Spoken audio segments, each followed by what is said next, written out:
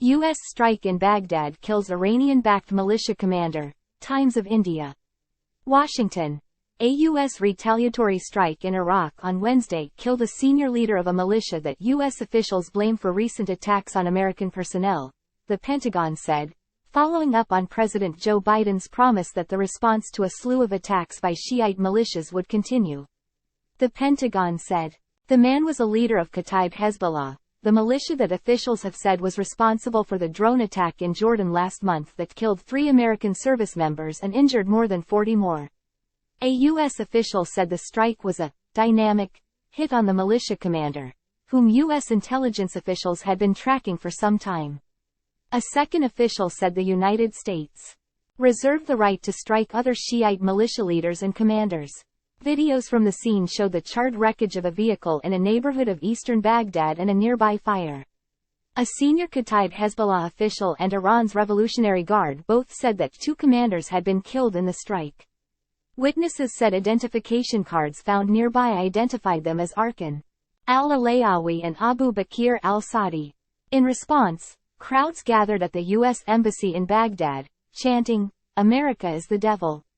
Wednesday's strike came after 3 quieter days in the Middle East, following American salvos Friday and Saturday, the first in what Biden and his aides have said will be a sustained campaign of retaliation.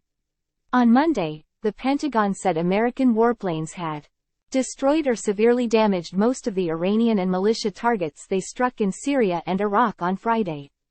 Major General Patrick Ryder, the Pentagon spokesperson, said, more than 80 inches of some 85 targets in Syria and Iraq were destroyed or rendered inoperable.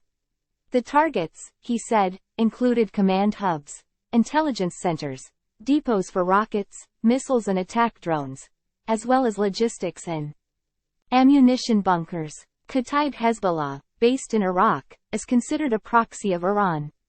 The United States blames Iran and the militias aligned with it for what had become a near-daily barrage of rocket and drone attacks against U.S. forces in Iraq and Syria since the war between Hamas and Israel began October 7.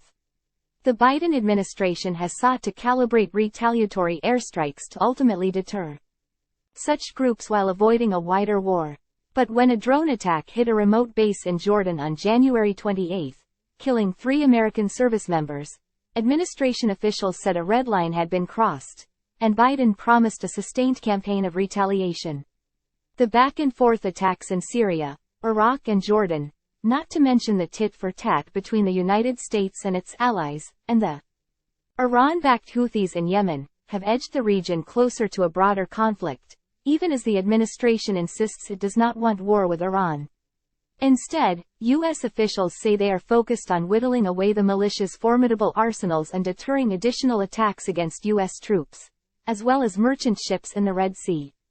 But by targeting Kataib Hezbollah commanders, the administration is sending a message to Iran and the militias that it backs that every American life taken will be met with a strong response, U.S. officials said. In January, the Pentagon said the U.S. had killed a leader of another militia, Harakat al-Nujaba, who was involved in planning and carrying out attacks against American personnel.